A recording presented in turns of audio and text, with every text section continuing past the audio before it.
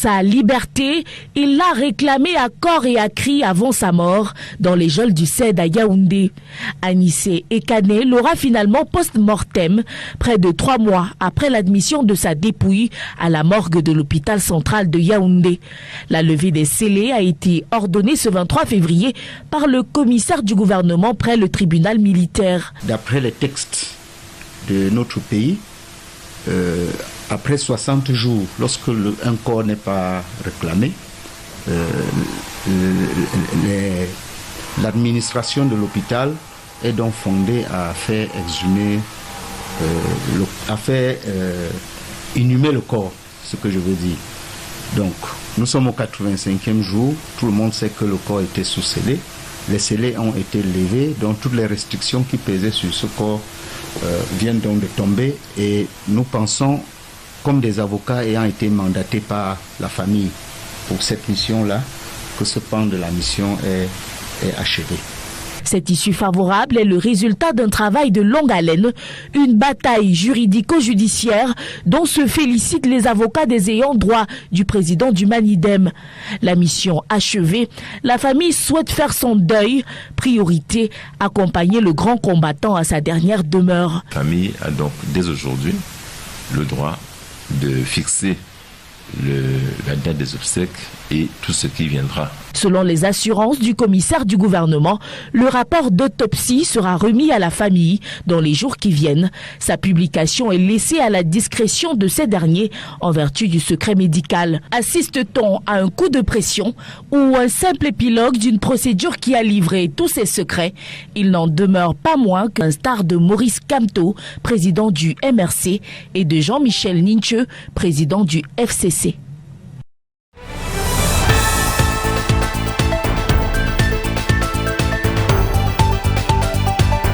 Au lieu d'ICCC Liberté, dans la commune de la 3e, le nom de Manimbang Tekle, 40 ans, résonne désormais comme celui d'une vie brutalement arrachée. Devant la porte du studio qu'elle louait depuis fin décembre pour fuir les violences conjugales, la porte reste close. Au sol, sa babouche et les chaussures de son fils aîné. Des traces silencieuses d'un quotidien interrompu. La voisine présente est encore sous le choc. Hier matin, elle était là, elle a même mis la musique religieuse. Elle a fait le ménage chez elle, la lessive également. Après, je suis encore retourné, je suis sorti. Je suis allé au travail, je reviens. C'est le matin qu'on m'annonce sa disparition. Plus tard, dans la journée du 23 février, alors que Dame Tekle vendait aux côtés de sa petite sœur, le mari surgit. La machette s'abat d'abord sur la cadette, blessée au dos. Perfusée, lorsque nous la rencontrons, elle retrace les premières minutes de l'attaque. Bon, il a surgi comme ça, on était surpris de le voir net devant nous. On n'a pas vu à distance venir. Il venait là avec son ami, un certain Paco. Dès qu'il m'appelle par mon nom fort, il me tend la main. J'hésite. Il m'appelle encore, la main tendue. Je prends, il m'attrape là, il me salue. Quand il lâche dans ma main, c'est où il envoie sa main sur où il avait caché son âme. C'est où il me découpe là. Machette, il met de deux côtés bien sûr. Il contourne dans la... Puisqu'il était là, il contourne la table pour vouloir assommer le deuxième coup. Puisque quand ma soeur a vu ça, elle a paniqué. Quand il soulève la machette pour lancer le deuxième coup, je prends la chaise dont ma soeur était assise, je cherche à bloquer. Je dis à ma soeur, fuis.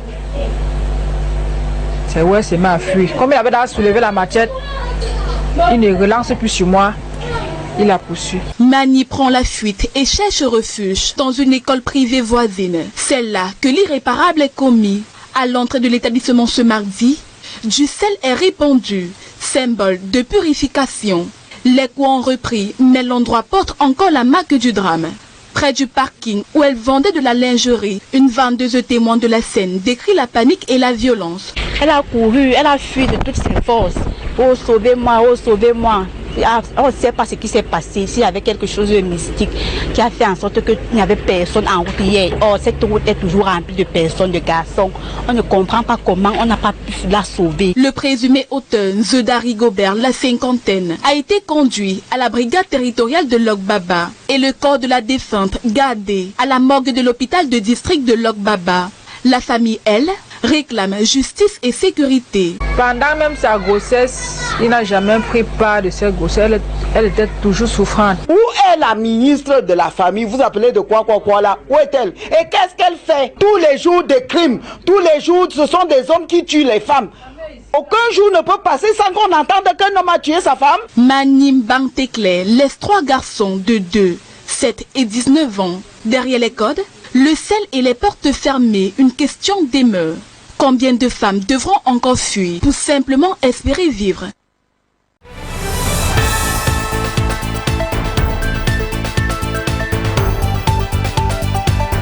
Cinq jours après l'exhumation du corps de Dame Ngono Aina Honorine, à la demande de l'autorité judiciaire, Maître Henri Atangana replonge le nez dans le volumineux dossier de la disparition du corps de sa grand-mère à la morgue de l'hôpital central de Yaoundé en janvier 2025. Il est radicalement opposé à l'idée d'une confusion entre le corps de Dame Nga Albertine, 44 ans, et celui de la matriarche de 86 ans. Pour moi et pour la famille, l'hypothèse de la confusion n'est même pas possible. Dès qu'on a exhumé le corps au premier regard, moi j'étais face à ma grand-mère. Voyez notre interrogation. Est-ce que ce corps est vraiment resté là-bas pendant 13 ans? Il y a autre chose qu'on ne vous dit pas. Les caméras de surveillance de la morgue ont été sabotées. Dans quel intérêt? L'enquête diligentée par la gendarmerie a conduit à la découverte du corps porté disparu depuis plus d'1 an. Maître Henri Atangana fonde néanmoins son argumentaire sur des déclarations de certains responsables de la morgue. Mr. Responsable, nous pensons que si le corps de Dame Aina est sorti de la morgue, cela a été fait délibérément par quelqu'un de la morgue. Rendu à l'hôpital central, la direction a évoqué son droit de réserve, arguant que la procédure est en cours pour la famille, mais une question reste encore sans réponse. Le visage attristé, Maître Henri Atangana raconte une année de cauchemar familial entre raillerie et calomnie. Nous sommes allés jusqu'à dire que nous avons conduit le corps de la matriarche pour avoir ce chacun des grands postes économiques de l'argent. Maintenant que le corps a été retrouvé, les yeux sont rivés sur l'enquête conduite par les éléments de la gendarmerie afin de déterminer ce qu'il s'est réellement passé à la morgue de l'hôpital central de Yaoundé il y a 13 mois.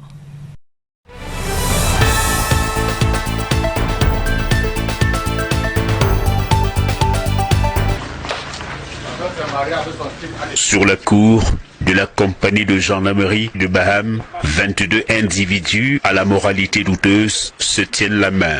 Ils sont pointés du doigt comme ceux ayant fait perdre le sommeil aux populations du Conquis, de la Mifi, des Hauts-Plateaux et du Noun. L'opération Trapèze, mise en branle par la gendarmerie dans le Haut-Plateau, a permis de mettre la main sur ces hommes sans foi ni loi. Nous avons eu un renseignement dans la journée du 6 février où nos capteurs nous signalaient la présence d'un individu dans notre circonscription qui avait à sa disposition un pistolet automatique. Nous l'avons immédiatement interpellé. Une opération a été mise sur pied sur la haute coordination du colonel commandant la région gendarmerie de l'Ouest. Il s'agit d'un gang démantelé dans le braquage de toutes sortes. Braquage de véhicules, braquage de personnes, braquage de structures économiques. Véritablement. Nous avons depuis 3 mois, 5 mois, des plaintes venant particulièrement des structures qui de nuit, les gardiens sont neutralisés, ainsi de suite. Et puis beaucoup d'argent, nous avons beaucoup de pertes pécuniaires. Fort heureusement, c'est ce gang qui agissait dans ce quadrilatère véritablement. La moisson affiche 4 armes récupérées, à l'instar de 2 pistolets automatiques avec 10 munitions 9 mm, un fusil à pompe avec 10 munitions de calibre 12 et une arme de chasse dont vous avez les images devant vous. À cela s'ajoutent des portables, des seringues et bien d'autres matériels. Une synergie d'action entre la population et les forces de maintien de l'ordre a permis de mettre la main sur ce gang. J'en profite ici pour féliciter particulièrement le commandant de compagnie de Baham et son staff, parce qu'il a mis en contribution ces différents commandants de brigade pour pouvoir revenir à ces réseaux. Il a surtout mis en branle son réseau de renseignement, sans quoi nous ne pouvons rien. Et ce réseau de renseignement, il vient particulièrement et principalement des populations de bonne volonté, de bonne foi. Ces présumés malfrats seront présentés dans les prochains jours devant le procureur de la République pour répondre de leurs actes.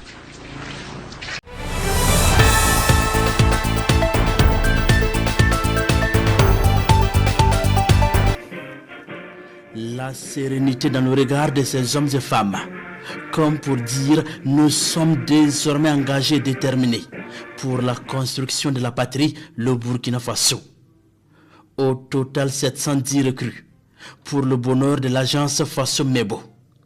Un véritable renfort pour multiplier les infrastructures nécessaires au développement du pays des hommes intègres après 3 semaines de formation au Centre national de formation des VDP. Un renforcement des capacités qui allie patriotisme et tactique militaire. Vous avez décidé de mettre votre savoir-faire, votre énergie et votre détermination au service du Burkina Faso. Par cet engagement, vous acceptez de servir avec honneur, discipline et loyauté. La nation reconnaît ce choix et vous investit d'une responsabilité éminente. Notre pays poursuit sa marche vers le développement et la souveraineté. Sous la conduite du camarade président Ibrahim Traoré, il avance avec résolution et dignité. Dans cette dynamique, votre rôle est essentiel. La nation mesure la noblesse de votre engagement. La formation que vous venez de terminer constitue une étape fondatrice. Elle a forgé caractère, affermi votre discipline, renforcé votre cohésion. On vous appelle le vérité de la construction. Ça touche son sens. Vous êtes engagé dans de vastes chantiers. Le Burkina Faso est maintenant en chantier et toute la nation vous regarde.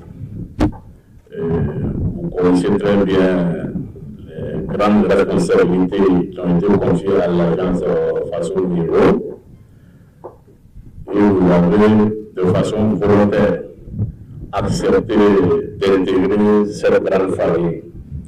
Donc, à partir d'aujourd'hui, vous faites partie de cette grande famille Faso Mebo.